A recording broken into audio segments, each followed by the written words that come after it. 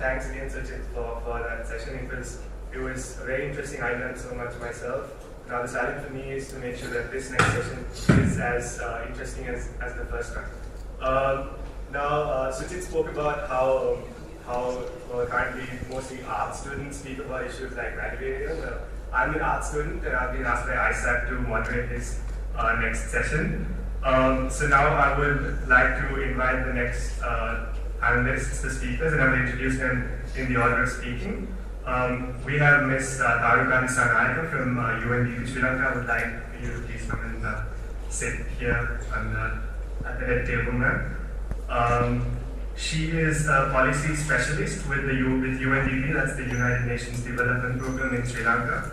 She is a technical advisor there on environmental sustainability and disaster resilience. She is a consultant on environmental management and strategic planning, and her resume goes on and on, but I picked a few I thought might be interesting for you to know here today.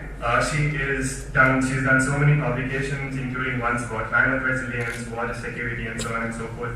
But she's also won a few awards by the Sri Lanka Environmental Journalist Forum as the Best Environmental Journalist of the Year. She holds an MSc in Environmental Science, and it goes on. Maybe I should move to the next speaker, whose resume is not making it any easier for me either. It's Mr. Rohantha Appakorala. He is now the chairman at the Sri Lanka Tourism Promotion Bureau. What I found very interesting about his resume, though, was the fact that he has held portfolios, of course, so many in the private sector, but also in the social sector and also in the state sector. So, of course, currently he's the chairman of the Sri Lanka Tourism Promotion Bureau, but he's also held portfolios at the UN Office for Project Services, at the Sri Lanka Export Development Bank, as a board director at the Industrial Development Board, and so on and so forth. It's an honor to have you with us here today, sir. Thank you so much for your time. Next, we have Mr. Ashan Pereira, a friend of mine, and he's the founder of Road to Rights. He's an International Human Rights Hero awardee for 2012 and a JCI TOYP award winner, and he's a social entrepreneur. Thanks so much, Ashan, for coming. If you can come and please sit here. We also have Danu in Nesatambi. Well, following a brief childhood spent at his ancestral home in Jaffna, Danu pursued his primary and secondary education at St. Peter's College, Colombo, where he discovered his love for the arts. He has an MBA from the University of Wolverhampton, and he's an established media personality. He's covered radio, TV, and print. He's also starred in a film. He's currently heading Light FM and TNO Radio Network. But what's special about Danu is that he's also inspired to launch Love Changes Everything, a project in support at the Cancer Hospital, and he's also a social entrepreneur who's here today. Finally, we have the president of AIESEC, Harinder Muhandinampe. If you can come and please sit here as well. He is also the vice president of the Global Internship Program, and he is an article writer for several blogs. But he was also with me in school at DSNI College, which is the best school in the world. I'm kidding, all schools are the best, but he was also he played badminton there, and he was very popular there as well. So we are very happy to have all of you with us here today. And I promise this next session will be as interesting as the first one. So for the next hour and a half or so, embrace the inner nerd in you and try and follow this discussion, which we will try and make as engaging as possible.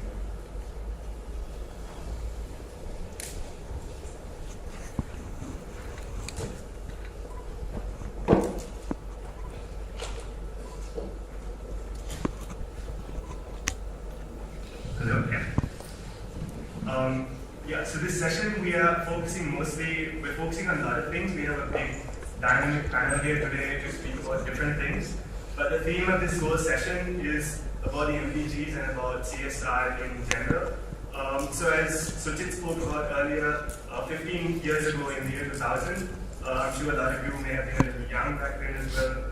World leaders met in New York at the United Nations headquarters, and they signed a document called the Millennium Declaration, and it gave birth to the Millennium Development Goals. So this is a great set of goals. It has 8 goals, and some of them are pretty ambitious, but also pretty practical. I'm sure Tarika will speak more about that too, so I will not give a lot away. But they recognize a lot of important things. Like they said, we will reduce poverty by half in 15 years, and they have very ambitious goals. like that. So the discussion we'd like to lead here today is more about a few perspectives also about the role that the private sector can play in that. Because often the private sector is seen as the bad guys sometimes. They're seen as the polluters, they're seen as exploiters of labor and so on and so forth. But it's also a fact that the private sector is sometimes doing great things around the world as well. So to start off the discussion, we could start, of course, start with the United Nations itself. So we have Ms. Taruka from UNDP, and she will speak to us from the perspective of the United Nations. Over to you.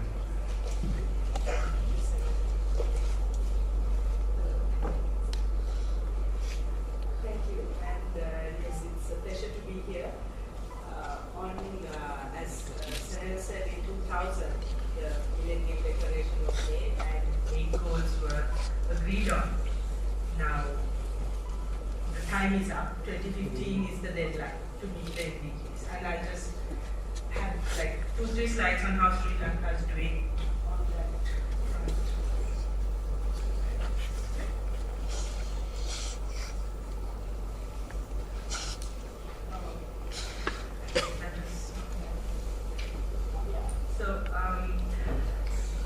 The MDG Sri Lanka's final report on where Sri Lanka is right now is just being finalized. The final assessment was completed by the Institute of Policy Studies and will be launched by UNDP in a week. So I'm giving you a sneak preview of some of the results. And happy to say on MDG 1, which is poverty reduction, statistically Sri Lanka has achieved the goal. We have halved the poverty that we had in 2000, and that is now. Now, before going into this presentation, I just want to tell you that these are the 8 goals in the different colors. Now, the coming sort of global development agenda is not going to be this simple. For the Millennium Declaration goals, it was simply a matter of looking at the basics. Poverty, education, do girls go to school, do all kids go to school, do women have access to jobs, to schooling, are women represented in parliament, and see, these are basic. Do people have access to drinking water, things like that. But from now onwards, it's going to be a different global agenda. And it's going to be a lot more complicated also to achieve, it looks like. So we will get into that shortly. But I just want to go very quickly on where Sri Lanka is. So the 8 goals have 21 targets, 44 indicators. We have achieved 13, 11 are on track, and 2 are off track. Any guesses on the ones that are off track? Yeah, environment, of course, is a big off track. Well, some of those are okay, but some of the indicators are off track. But one very, very glaring off track is in Sri Lanka. I mean, even compared to South Asia, where Sri Lanka is off track. Even in countries like India and Nepal are on track. Women in parliament, totally off track. So poverty, we have achieved it. Statistically, we have achieved it, and maybe even in reality, we have achieved it. Maybe not as great as we see it statistically, but poverty has certainly come back. But this is a but. There's still tips in that. In the statistics that we see as poverty reduction, we still see a lot of underweight children. Now, what does that mean? I mean, if people are not poor anymore, how come there are underweight children? So this actually, as much as poverty rate has declined, our forest rate has declined as well. So we have issues like that. The previous government's development framework, which was called the Mahinda Chintana, had a very ambitious target of 35% forest cover. But the kind of development pressures there was no way to allow for 35%. We went from 33% when we started in way before we started, the Millennium Development Goals, 33% 28.8 to 29.6%. Statistically, again, we are very good in sanitation and drinking water, but we know very well that there are huge issues behind these statistics. We have the chronic kidney disease, large prevalence in the north central province. We have a coastal area that has huge issues with salinity in the drinking water. Even in Colombo, we cannot really say the water we get from our tap, though comes purified with government resources, is really safe to drink because we know how much of pollutant load is in the colony. So, although 90% of Sri Lankans may have water on tap, 90%. It doesn't really mean we get good quality. So quality is an issue. And even this 90% is an issue actually. Okay, so after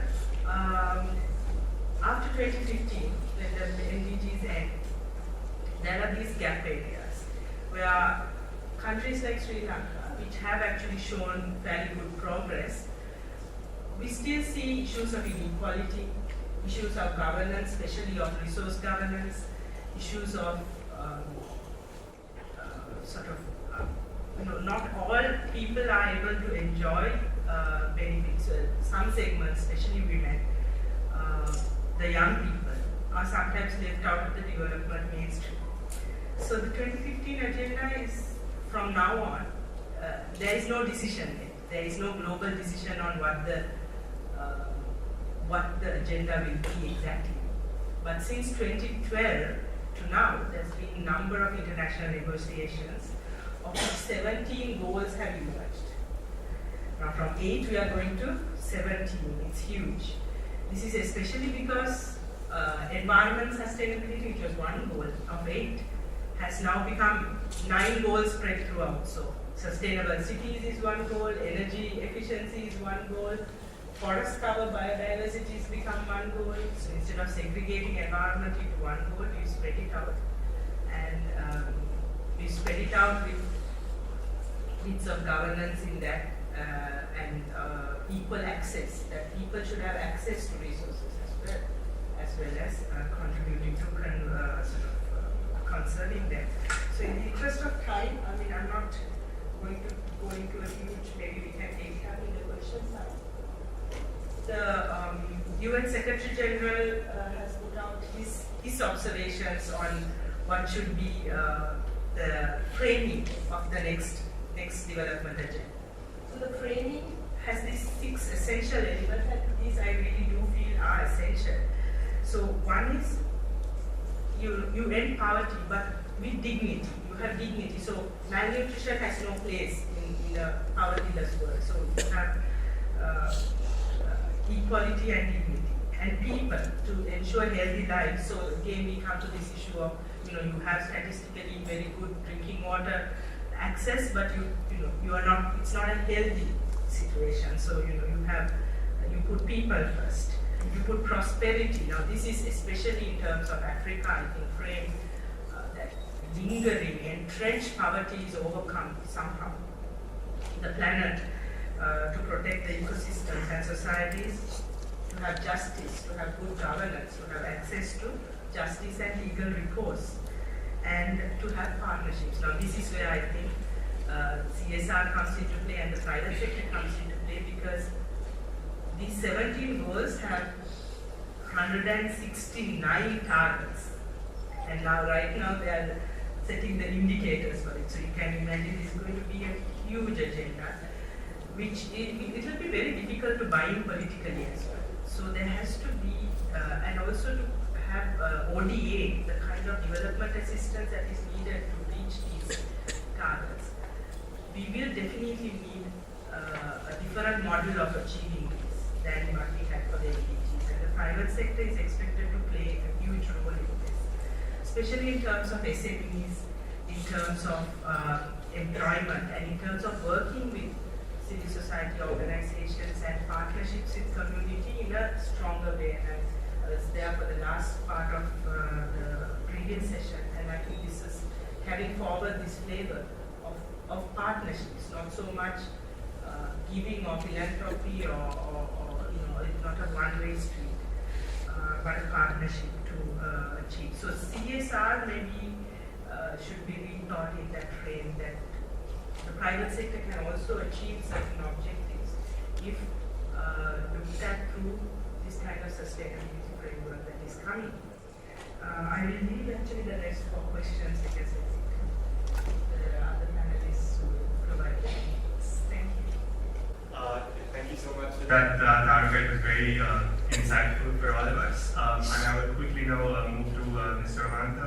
As I said before, I think what's most interesting about Mr. Ramanta, I think, is the fact that he has experience from different kinds of organizations, so he might be able to give us a great perspective on this discussion. He's worked with, I think, state bodies, but also the private sector, and also a few social organizations like UNOPS as well. So I think so you could give us a great insight into the topic. Yes.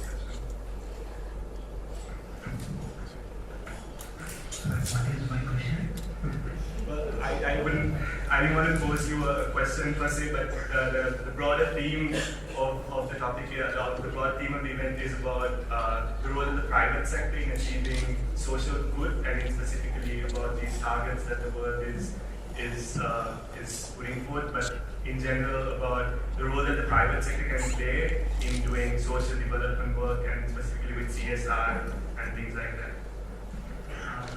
Just a few thoughts. I think one is most of the companies were looking at CSR as something nice to do at one moment of time. But now what I have found in the private sector is that there are overall awareness of CSR as something that they are responsible for is coming on board. The point I'm saying is, since there is no media, right? Okay. See, when you say CSR, those days they would say, good to go and build a school, good to go and do a hand washing campaign. They'll do say a statement like this. But today, they are saying, no, CSR is about doing good to society. I really want to do something. So that kind of awareness level and that kind of passion has happened. The second point I want to tell you is how people are now moved away from just CSR as a business activity. They are also trying to use CSR to get identity for the brand in terms of the company. So, for example, now when you are saying, let's say MAS is doing a project called Go Beyond, where they are helping, they help women in terms of financial planning, in terms of family planning, in terms of career planning, spending more time with quality at your home. What they are trying to do is they are trying to use the Go Beyond brand in terms of actually highlighting the value of MAS as a company. So now I find that people have moved into the next level of CSR, of using it as a brand differentiator, which is, I think, good news. But I think, in my view, now we have to move maybe another notch up in terms of saying that unless we do actually brand, if we don't really do CSR in the correct sense, our business is going to get affected. My former colleague, maybe the first speaker, was talking about how the forest cover has come down from 53% to 29%, or from 33% to 59%. Believe me, 20 years back, it was 53%. And it has now come down to 29%. Now, if you further let it go by to, let's say, about 20%, it's going to have a huge impact on tourism. So the point I'm saying is, I'm just telling you about how this evolution of CSR has happened. At one time it was nice to do, then it moved to saying, we must do, and now you're using CSR as a differentiator for the brand. But now I think the real task for us is to create awareness that if we don't address the key issues that the world is throwing out at us, we will have a situation where we can't do business. And a point of time, I'm taking you is the tourism industry. It's very serious. Now, some people think, okay, tourism industry is only 1.7 billion, apparel is 5 billion, tea is about 1.6 billion, so tourism is not very important. But actually, to be honest, tourism, in my view, is about $6 billion. When you take the whole value chain, when a tourist gets down from BIA into the car taxi, into the tea boutiques, into the handicraft business, into the cultural sites, into the hotel, into the different kinds of products and services that they engage in. If you take the whole value chain, in my view, it's about $6 billion. That means the number one foreign exchange earner, net done. There is no importing of things and exporting. Now, when I was chairman of the Export Development Board, whenever I talk about apparel industry being 5 billion, everybody comes and says that is not net 5 billion because you are importing and you are exporting. But tourism is net. So now, if you don't do something on the forest cover and make it at least, in my view, a 35 to 40%, it will have huge impact on Sri Lanka. Because you have to understand, if you look at the 8 key propositions of Sri Lanka as a brand, number one, if you take leopard, it's the highest density of leopard you can find anywhere in the world on a square kilometer of area.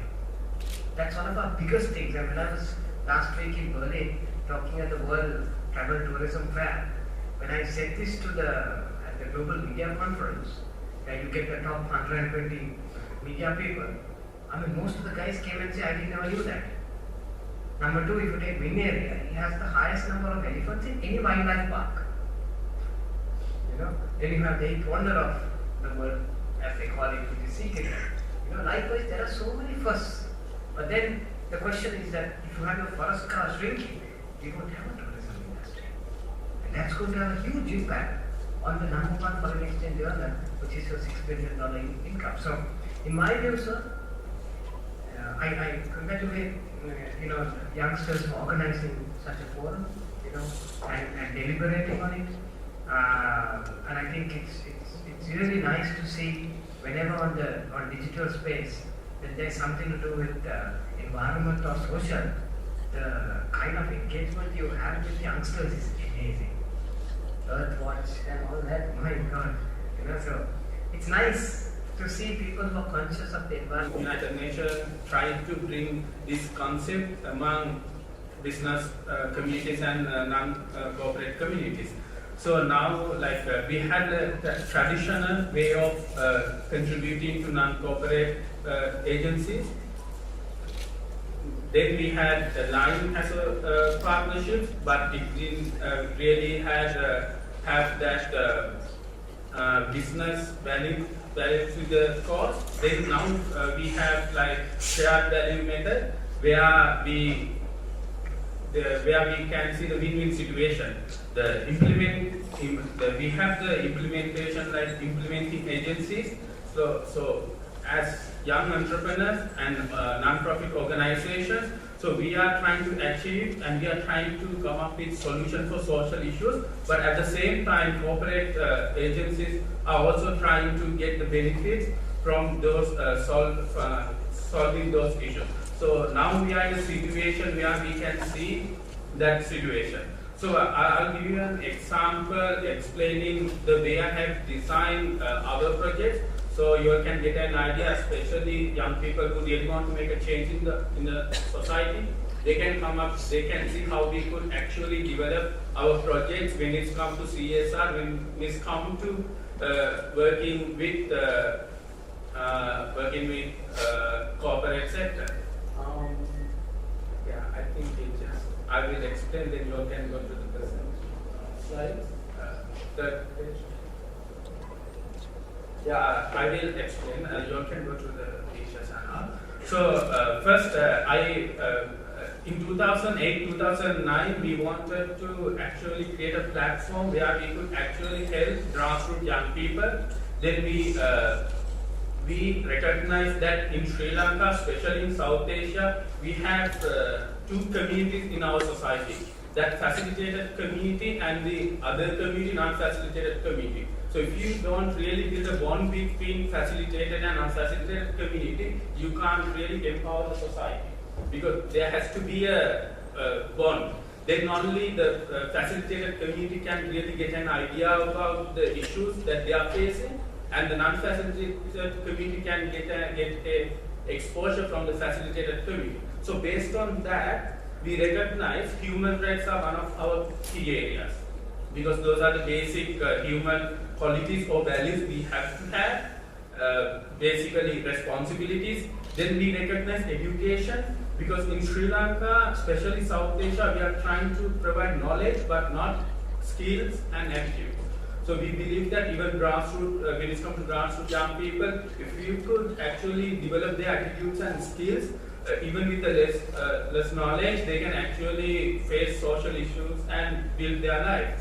Then we came up with, so then we tried to work with corporate sector, how we could actually build a sustainable platform with effective solution for those issues. But we couldn't really find corporate people who are willing to contribute or put their money into human rights issues and empowering, especially even when it comes to empowering young girls and women, because it's more related to human rights. Then we came up with an idea how we could, because the society is different. As I mentioned, now we share value system. It's not just contributing, it's not just giving money, they are expecting something out of it. So we have to develop our concept based on their perspective aspect. So we came up with an idea. We had the initial program Art for Peace and Development, then we had Sport for Peace and Development. Recently we launched the Sport for Peace and Development project, where we empower and educate young people through sport. So we communicate with celebrities and top sport people. Like, if you are a sport person or if you are a celebrity, you have a responsibility. You cannot just go away from it. Even when you go to Jaffna or Goal, you can see the same issue, but the environment is different. So if you really don't study the environment of that specific issue, you can't actually come up with a proper solution. So in that, then you can actually again create a sustainable platform with corporate sector, because they won't put money because it doesn't have a sustainable platform. So that these pictures basically, we have been working in many places in the country, trying to get an idea about the environment of key issues. Then we realize the environment of those issues, then only we design our projects. So again, I think most of the other speaker is also an entrepreneur and inspiring character. So then we'll move into the Q&A session for more information. Thanks so much, Ashant, for that. It was very insightful, and the work that you do is amazing as well. Now we're moving to Danu. So that is a wing that CSR sort of created for Hotel. On the line that I come from is all about entertainment, glitz, glamour. In Sri Lanka, I personally believe there isn't a celebrity. There are only people who are known, because to be a celebrity, you need to have a population. Our population is so small. So how can you be a celebrity? In that case, the whole country is on TV. So that isn't a celebrity. In my opinion, there are faces that are known. When you're a known face, you have a responsibility to create awareness, just like how he said. So sometimes youngsters look up to you. And if I could say something good, it sort of works. Because I would have touched someone, not knowing that I'm actually going to touch someone.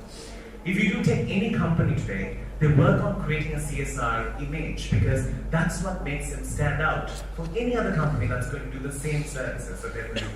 And that's what will put them on the world and say, oh, this is MAS. MAS is not only a place where they make all these fancy clothes, but they're also a place where they give opportunities to boxers to come forward, or people who are sportsmen to come and shine, or cricketers to get funded by it, which makes it a little bit more interesting than even they're producing Victoria's Secret.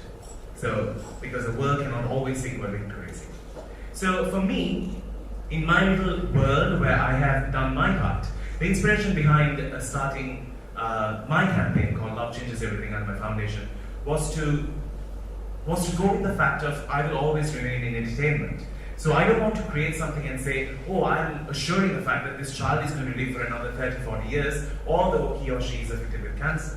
The whole platform was to use entertainment and showbiz in a way that it could merge with the whole CSR campaign. So what we wanted to do was to give a smile to a child who is not willing to smile. So we only took the entertainment element into CSR. We didn't promise them anything more in terms of giving them funding for medicine, giving them funding for education, but we gave them the simple pleasure of joy, which they didn't have, which worked. Because the Millennium Cancer Hospital considered a lot of things, but they didn't concentrate on making a child smile and making the child understand being bald is actually trendy and you will grow your hair back. So that is how CSR works today. I think if you as an individual or when you join a company, I think what you need to say is how you can position yourself in the company where you can give an idea that could be unique, that will make you and the company shine in a way that the others do not shine. So that's the only art to CSR, I feel. So if you do have the platform to create a change, make a change for your benefit that will actually benefit a lot of people. Because if you are not successful at what you do, you're not going to be able to do more. So a brand like Utara had to be successful for her to make a change when it comes to the street dogs. To a point that Nico, who would have been wagging his tail down Mahanagama somewhere, is a brand that you and I will be proud to wear on ourselves. So in singular, we'll call that a straight parade dog. And today, a parade dog is a brand. So CSR can actually change as long as you find the angle to it that can make a change. So that's what I feel about CSR. So if there are questions, you can speak to me. Thank you. Alright, thanks so much for that time and for that perspective. You came with a different background from the other panelists, and I believe it was very interesting for me. I guess it was very interesting for the others as well. Perhaps we could continue the conversation during the Q&A session. Now we're moving to Tyler, who is from AIESEC. So there are hosts today. He is the president of AIESEC, so he could give us some perspective of, as someone representing a big youth organization that's worldwide. AIESEC is, I believe, in a whole other country, but Tyler can speak more about it and their responsibility as a youth organization. Thank you very much. So, first of all, I'll give you some background information about what AIESEC is and what AIESEC does. So, like Senal rightly said, present in 124 countries, and it's a global youth organization. So, the youth who are engaged with AIESEC are people from higher education institutes, predominantly. And what we are interested in, creating leaders out of our organization, so that we believe these leaders who will go out there in the world someday would be the solution for the issues that are out there in the world. So AIESEC is a platform where you can come and discover your leadership potential and find what is the change that you want to do in the society and go out there and make that change. Right now, the impact model of AIESEC is to create these leaders. So this is the direct impact that we believe in. So these leaders are the solutions to the world. But through the activities that we do in order to create these leaders, like we have this, in our leadership model, one of the most important parts is which we call the outer journey, which is the challenging environment that the people go through when they are in AIESEC. So this forum itself, if you take, this forum itself is organized by AIESECers from Colombo University chapter. So to organize a forum of this nature, they have to go out of the comfort zone that they are in, which is going to the university in a regular basis and doing their studies. So this is the kind of challenging environment we present through AIESEC, so that y'all can go through this challenging environment. Later on, when you reflect on the experiences that you've had, you realize the development that you've had in yourself. And we believe this process will create leaders when they come out of AIESEC. How we fit into the whole CSR discussion here today is that if you take AIESEC as an organization, we have two programs mainly. That is called Global Internship Program, or we call it Global Talent Program, and the Global Citizen Program. So in the Global Talent Program, it's an opportunity for students who are coming through AIESEC to go abroad on exchange and work in an organization and get the development.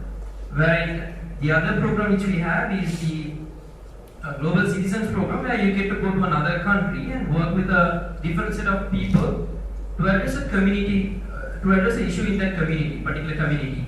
So in this global citizen program, right now, if you take AIESEC in Sri Lanka, for this, I would say the winter or rather from November up until January, we have had over 530 foreign exchange students coming and working in projects which were designed and implemented by the university students of AIESEC in Sri Lanka.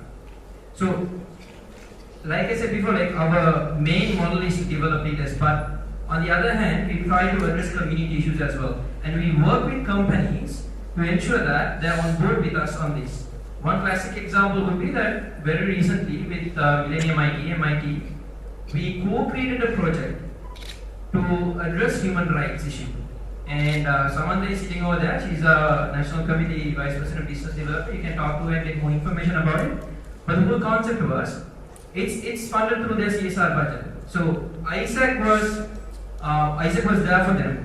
And then we sat together and we co-created the project so that the objectives of MIT is also met, as well as what we want to do through AIESEC is also met. And the most wonderful thing about this project is that the element of exchange is there, so that it's a very different project from normal projects which are run by other non-corporate organizations.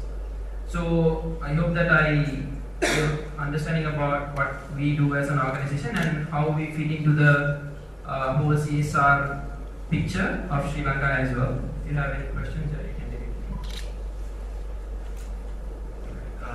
Thanks so much for that. It was very interesting. It's also great to hear the work that AIESEC is doing around the world, but also in Sri Lanka, such as this event, but also a lot of the other things that Raina spoke about. Maybe we could directly move to the Q&A session. And because Mr. Ramanta has to run a little early, if anyone has a question specifically for him, maybe we could take that first. But if not, we could take general questions as well.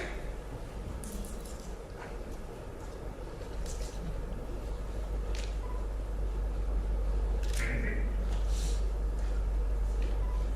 Yeah, Amaya and Ramanta. What I want to ask you, as the chairman of the tourist group, you said that tourism is very important for Sri Lanka to move forward in terms of foreign exchange for our country as well.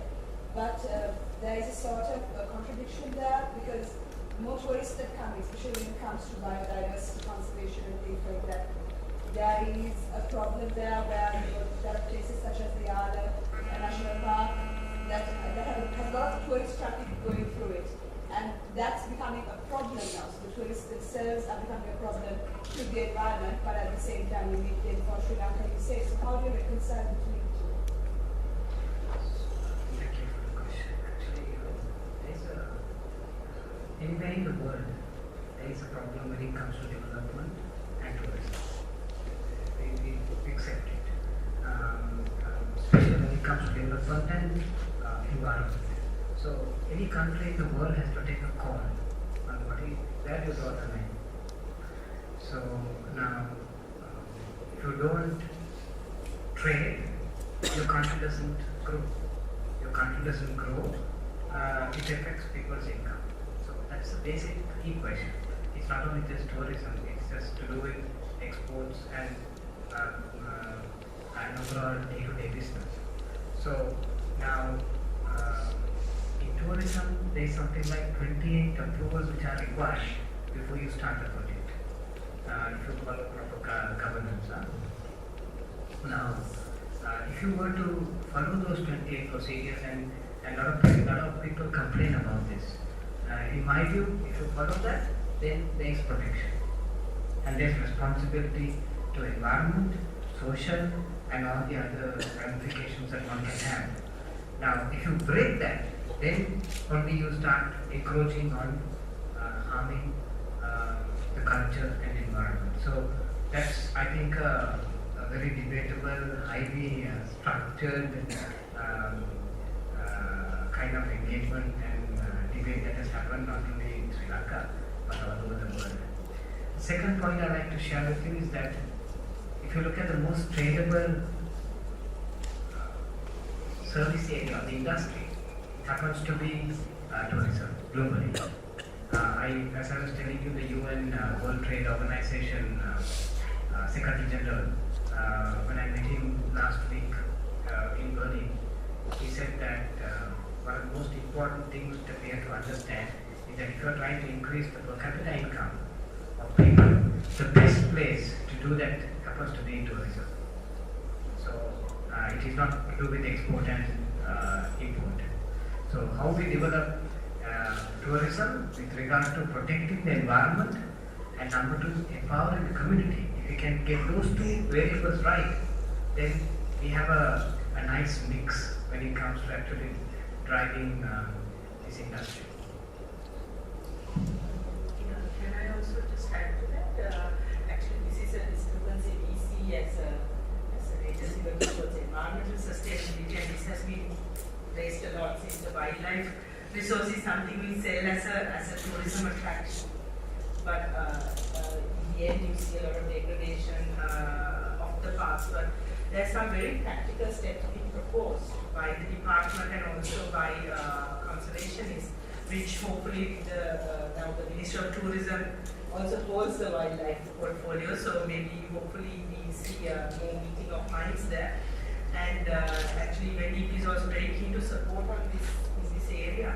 So there are very practical steps also being proposed, like opening new areas, ensuring higher quality of visitation, restricting zoning. I mean, other countries have also handled these high visitation issues, and we do want now to increase the tourism product, increase arrivals, so that we really need to diversify the product. On the other hand, you see the periphery of a lot of these national parks and what we use for tourism is very poor. People are suffering with the wildlife human conflict. So here opens a huge area for CSR type of tourism. You get the high-end tourism providers, and then you get on the periphery, on the margins of it, a community which is really poor, because they are those who live adjacent are people who don't have access to good land. That is why they are living next to wildlife park with facing all this threat.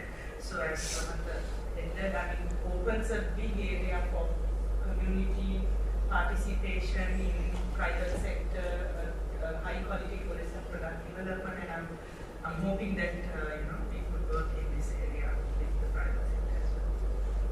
If I may just add. Just one thought. We started a project, I was just sharing this with others. We started this whole thing called 1 Million Tree Stories. I don't know how many of you have heard about it. One person has, oh my god, this is very dangerous now. After getting this Chinese word to launch the project, nobody knows about it. So maybe she's not Miss World. Now, the project is very simple. 1 million trees we have in Ibagamu, all ready in nurseries. We are doing this in partnership with Rotary and HNB. I'm chairman of the Rotary Branding Committee, so I was involved in the architecture of it. Then the second thing is that it's all planted, looked after with a MOU signed with the Ministry of Agrarian, Department of Irrigation, Pradesh Sabha, GA, and then the planting is happening in catchment area, very focused. And every tree is geotagged. Okay? So if you were to go to HNB branch, just put 100 rupees. All of them have those brochures. Okay? Within a week, you will get your name in the Rotary website which says you are a donor of 100 rupees. Within another 2 to 3 weeks, as soon as the plants are planted, you will get a geo tag number. And then with that location, you can see your tree plant grow. So we are now extending that to tourists, where the last research that was done in 2014 exit survey says that 77% of tourists are delighted in Sri Lanka. 22% is happy because of the way that we all treat tourists. Even during NTT time, not one tourist has got ever hurt in the 30 years of the war. Now, so the point what I'm saying is that now we are telling them, if you are happy, please buy a tree and see the tree grow in the next 2 or 3 years. The good news is that the offtake is picking up, the whole project is taking off, and Miss World bought a tree, and now she's watching it grow, and she said when she gets married, she'll bring the husband and come to see the tree. By the way, 25% of the people who come to tourists are all repeaters. So we are trying to increase that to 40% with this project. And the demand side, we got the carbon credit top agency called BBDO to come out with this project, and they said everybody has a tree story. If you take you, all of us, either we have sat underneath the tree in school to have discussions, we meet a girlfriend or boyfriend underneath the tree. Some people smoke underneath the tree. A lot of people save their lives on the 26th of December in the tsunami by holding on to a tree. Last week when 2 foreigners fell off in Wellsend, in fact I felicitated them at the tourist boat, Martin actually, the Netherlands guy, he held on for 3 hours on a road. So that was his tree story. Right? So everybody has a tree story, and this whole campaign is called 1 million tree stories, which you have it on Facebook. Let's go and take a look. So this project, first phase is going to be planting the trees. Second phase, Mohan Mursina, the Nobel Prize laureate guy, is going to do the carbon certification. Where basically we are looking at 100,000 carbon credits, which are going to give to the industry that they can buy and call it carbon neutral hotels and all that. And yesterday we tied up with the Ceylon Chamber of Commerce on the biodiversity certification, and they'll use this project as a biodiversity bank certification. So very strong marketing drive plus a very strong supply chain drive, and if we can make the project work with everybody's support, maybe we can move from 1 million to 10 million in the years to come. That's something that I have taken on the tourist board in terms of driving. Any other question? There was one there. My question is with regard to the knowledge about MDG, that is Millennium Development Goals, actually management students do get the idea about it because we are taught in the school curriculum and the economics and civil writings, art students. But many other students or many public, the society, they are not quite aware about these Millennium Development Goals as per se. They simply know that there are human rights and then there are social norms, but these specific goals are not exactly taught to the public. So how exactly, what are the initiatives that maybe UN is planning to take at least in the next goals, since it is so broad as you said.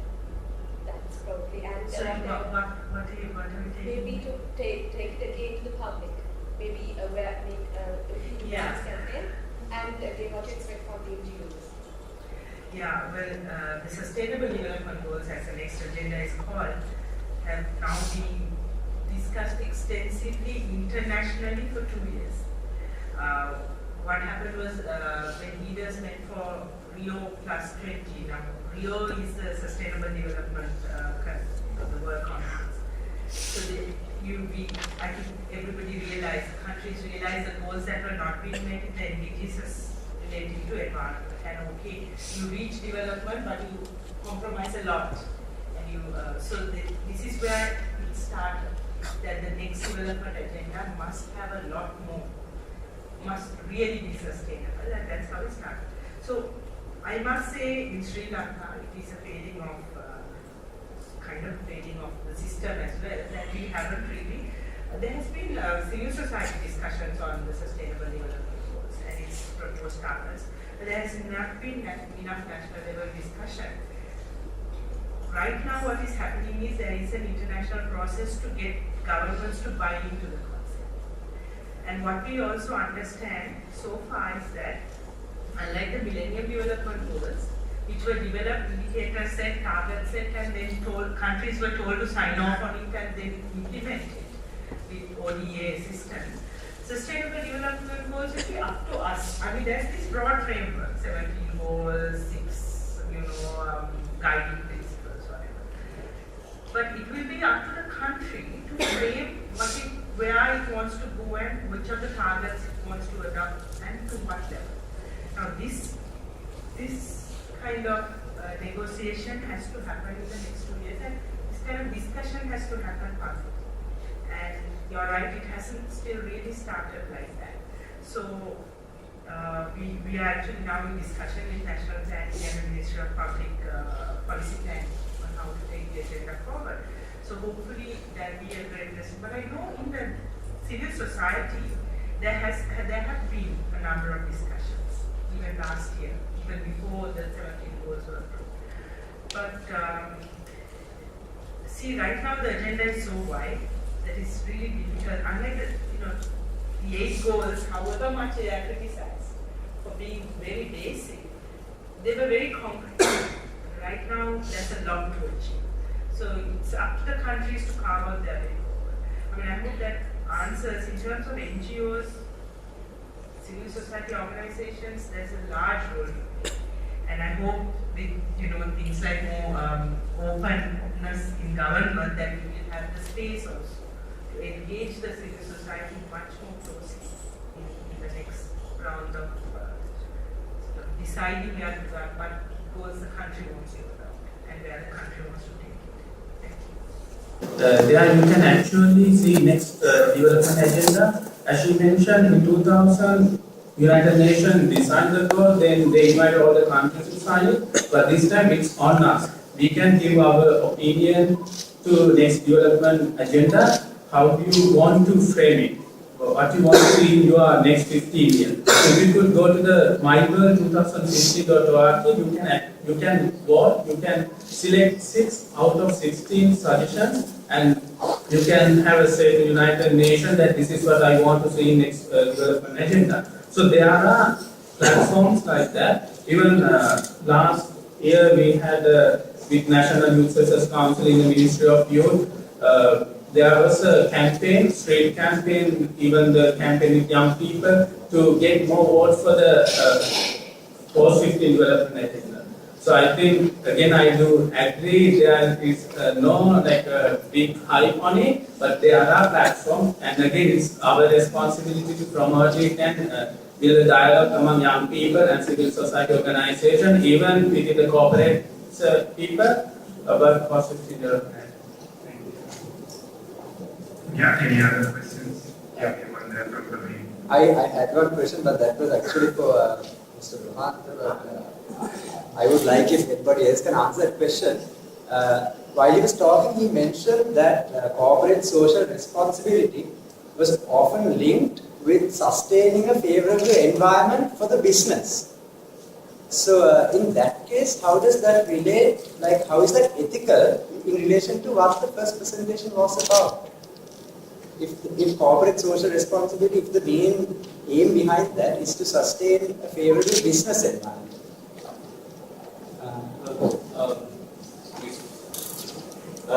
I think the whole platform of CSR eventually changed at some point. Although it was for the benefit of many things, although the end goal is the same, it is to benefit something. But right now it has come to a point of positioning your company or your brand or yourself to be associated with a good CSR campaign. It's just like how we were not required to wear shirt and tie back in the days. But right now, if you do not wear your shirt and tie, you might not get the job. Whereas your skills may be the same. So your end goal is a good thing. But the way it's being seen is different. See, there was some time ago where you can actually do a goodwill project and not give it any mileage. You don't need to know about it. But right now, the first thing you do, you need to do it. I will give you a good example. If you can watch the film Princess Diana, you should watch it. There is a very famous photograph of her with the barricade on her face, with a red cross on her body, where she's walking on top of landmines. Now, she went through a very bad publicity stunt over the fact that she spoke bad about the royal family on a 2-day production that she did with BBC. And the film came out when she was having an affair with a Pakistani doctor. So she wanted to save her name and win the hearts of the public again, because she was always known as the people's princess. So her publication and her PR agency told her she has to do a very strong CSR drive, where she creates awareness of the fact that she's actually fighting something good. Yes, she did have a good heart, but you will not know that they're doing something good if it's not used as a positioning platform. So, just because it's a princess, there were like 1,000 photographers there. And they knew this just an act of the fact that it's just going to walk from A to B, and there's not going to be one landmine there, it's all clear. At that point, somebody said no, even yesterday somebody died. And if you do watch that film, it's documented how scared she was to walk that path.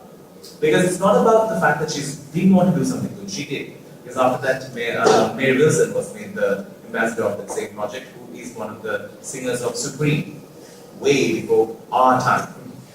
So the end goal is the best thing, to somehow get rid of all the landmines.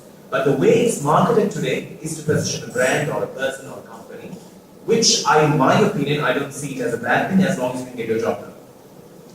So even all the goals that you put down, it goes from 2015, there's going to be a few more that's going to be piled up on 17. If different companies take it and say, okay, I'm going to work towards this and get all the fame and glory for their brand, it's fine. As long as she sits here in another 3 years' time and say, oh, this has gone down. Because she has achieved what she has to achieve under her brand by people getting fame and glory. So I feel it's a win-win situation. I hope I answered it. Yeah, I'm sorry, Mr. Rohan was not there to answer your question, but I hope that was answer covered some of it. Maybe if I can add my 2 cents to it. Perhaps I believe that capitalism and ethics may not be like very compatible, but like Danu said, maybe to try to create a win-win there might be a good job. I mean, if the job gets done, I guess the intentions, of course, is to do with the heart, so whatever the intentions may be, the job gets done. If the poor gets fed, then the reason you're doing it for, should that matter as much? That's a question of course for us to go home with. I believe, but personally, I would feel that if the job gets done, then the intentions shouldn't matter as much as long as things get done. But again, it's up to all of us to think about it as well. Are there any other questions? Yes, there's one. My question is for Tyler. In the point of view of AIESEC, what is your expectation towards corporates and NGOs?